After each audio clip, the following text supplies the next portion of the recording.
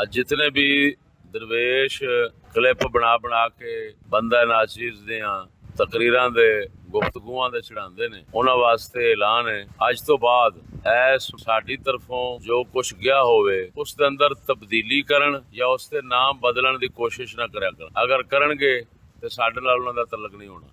ਮੈਂ ਐਲਾਨ ਫਿਰ ਦੁਬਾਰਾ ਇੱਕ ਹੋਰ ਚੜਾ ਦਿਆਂਗਾ ਕਿ ਫਲਾਣਾ ਬੰਦਾ ਬਾਜ਼ ਨਹੀਂ ਪਿਆਉਂਦਾ ਤੇ ਦਰਵੇਸ਼ ਉਹਦੇ ਨਾਲ ਤਲਕ ਛੱਡ ਦੇ। ਤੁਸੀਂ ਬੇਵਕੂਫੀ ਕਰਦੇ ਜੇ, ਤੁਹਾਨੂੰ ਪਤਾ ਨਹੀਂ ਇਹਨਾਂ ਚੀਜ਼ਾਂ ਦਾ ਅੰਜਾਮ ਕੀ ਹੁੰਦਾ, ਤੁਸੀਂ ਉਹ ਅੰਜਾਮ ਨਹੀਂ ਜਾਣਦੇ। ਲਿਹਾਜ਼ਾ ਤੁਸੀਂ ਜੋ ਇੱਥੋਂ ਪਹੁੰਚੇ ਉਹਨੂੰ ਬਦਲਣਾ ਨਹੀਂ ਬਸ। ਮਜ਼ੀਦ ਇਹ ਆ ਕਿ तमाम ਦੋਸਤ ਦਰਵੇਸ਼ ਮੇਰੀ ਕਿਸੇ ਕਿਸਮ ਦੀ ਤਸਵੀਰ, ਵੀਡੀਓ, ਮੇਰਾ ਨਾਮ, ਮਰਕਜ਼ ਦਾ ਨਾਮ, ਕਿਸੇ ਵੀ official page, YouTube channel, WhatsApp group, Facebook ID ਜਾਂ ਸੋਸ਼ਲ ਮੀਡੀਆ ਦੇ ਉੱਤੇ ਕਿਸੇ सूरत इस्तेमाल न करन। मेरी कोई तकरीर या गुफ्तगू का क्लिप बना के सोशल मीडिया के उत्ते चलाण तो पहला मेरे नाल WhatsApp से राबता करन। अगर ऐसा नहीं करनगे तो वो अपने नफे नुकसान का खुद जिम्मेदार होणगे। तो वो मेरी तरफों भी ना समझा जाए, मेरी तरफों ना समझा जाए। मैं तमाम दोस्तों को इतला कर रहा, ऐसे किसी भी शर अंगेज फितना अंगेज अमल दे